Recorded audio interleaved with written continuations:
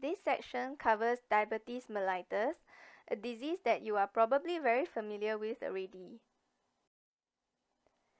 Diabetes has received a lot of attention because it is on the rise.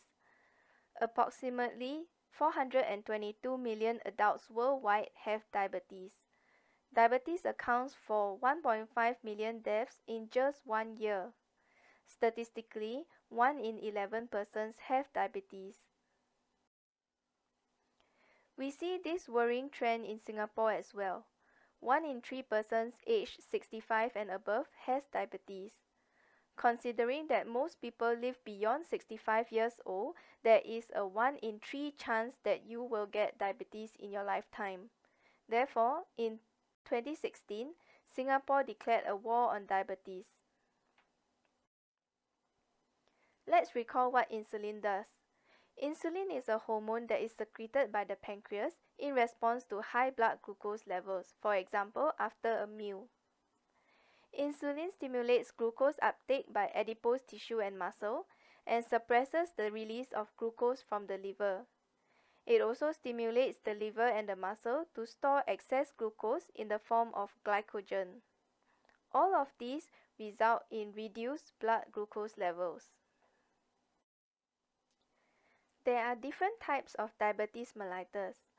Type 1 diabetes is caused by autoimmune destruction of the pancreatic beta cells which produce insulin. Type 2 diabetes mellitus is caused by insulin resistance. Although the pancreas is able to produce insulin, the cells are not able to respond to insulin. At a later stage, however, patients with type 2 diabetes may also produce insufficient insulin. Gestational diabetes is diabetes that occurs during pregnancy. After delivery, blood glucose levels usually return to normal. However, women who have had gestational diabetes have a higher risk of getting type 2 diabetes later on. There are several differences between type 1 and type 2 diabetes. As mentioned earlier, in type 1 diabetes, insulin production is absent due to autoimmune pancreatic beta cell destruction. Type 2 diabetes is caused by insulin resistance. Type 1 diabetes usually starts in childhood or young adulthood, whereas type 2 diabetes usually starts in adulthood. However, this is changing somewhat as more and more young people are developing type 2 diabetes. Obesity is uncommon with type 1 diabetes, but it is common and it is a risk factor for type 2 diabetes. Type 1 diabetes is not preventable, whereas type 2 diabetes can be prevented by making lifestyle changes. Both type 1 and type 2 diabetes patients can develop diabetic complications in the long term.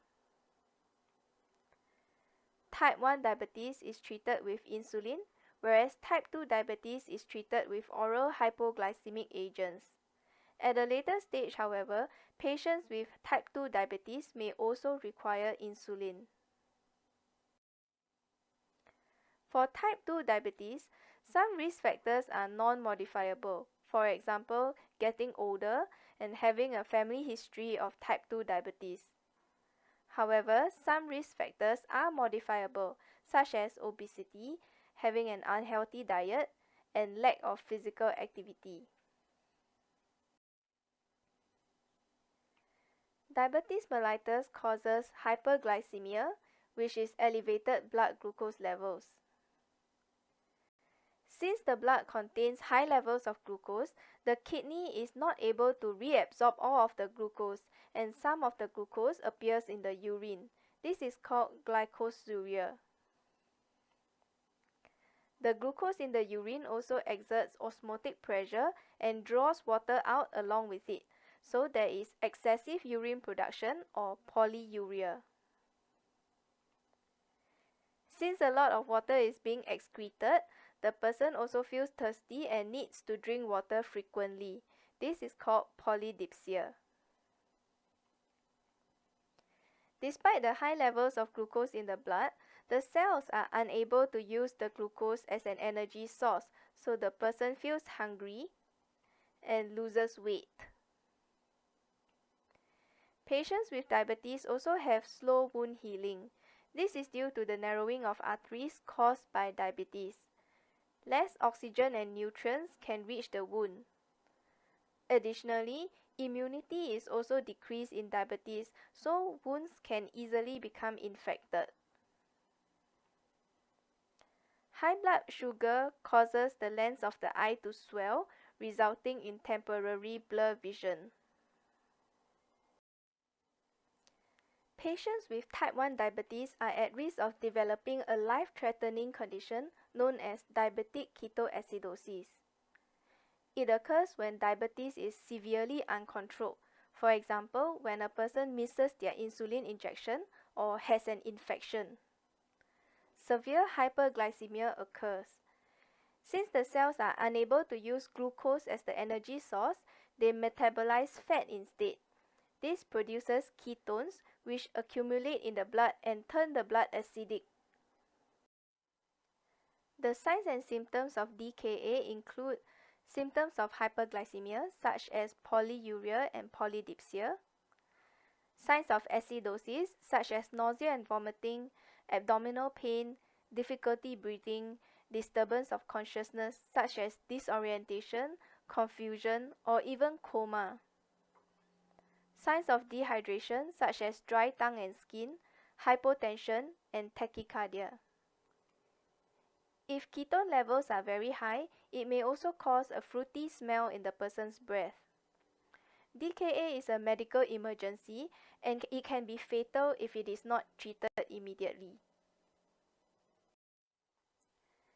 In the long run, prolonged uncontrolled hyperglycemia can lead to serious complications because it damages blood vessels. Microvascular complications occur when the small blood vessels are damaged. Diabetic retinopathy is the leading cause of blindness in adults. Diabetic nephropathy is the leading cause of end-stage renal disease. Diabetic neuropathy causes numbness, tingling, or pain.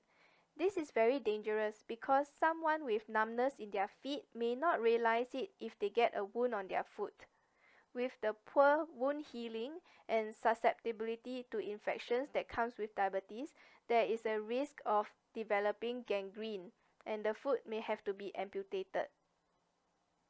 Macrovascular complications occur when large blood vessels are damaged. Diabetes increases the risk of stroke and myocardial infarction. Diabetes mellitus is diagnosed by checking blood glucose levels. If random plasma glucose is taken, a value of 11.1 millimoles per liter or higher means that the person has diabetes. For fasting plasma glucose, the cutoff value is 7 millimoles per liter or higher. In oral glucose tolerance testing or OGTT, the person has to drink a concentrated glucose solution and test the blood glucose 2 hours later. A value of 11.1 millimoles per liter or higher indicates diabetes. Glycosylated hemoglobin or HbA1c measures the percentage of hemoglobin that has glucose attached to it. It reflects the average blood sugar level over the past 2 to 3 months. A level of 6.5% or higher indicates diabetes. However, in Singapore, HbA1c is used as a monitoring tool rather than a diagnostic test. Imagine if a patient with diabetes knows that they have an appointment with the doctor in a few days' time. They might try to be healthier and limit their sugar intake so that their blood glucose level looks good. Then HbA1c would be more reliable because it reflects how their blood glucose control was like over the past 2 to 3 months. Healthy diet and exercise are very important in managing diabetes. Of course, medications are also required. Type 1 diabetes is treated with insulin, while type 2 diabetes is treated with oral hypoglycemic agents or OHGA, with or without insulin. Ideally, we hope to prevent diseases from even occurring in the first place. Type 2 diabetes can usually be prevented with lifestyle modification such as a healthy diet, physical exercise, and weight management. In this section, we have covered diabetes mellitus. Try to remember the symptoms, complications, and diagnostic criteria of diabetes mellitus. Make sure that you understand the difference between type 1 and type 2 diabetes mellitus, and also the difference between diabetes mellitus and diabetes insipidus.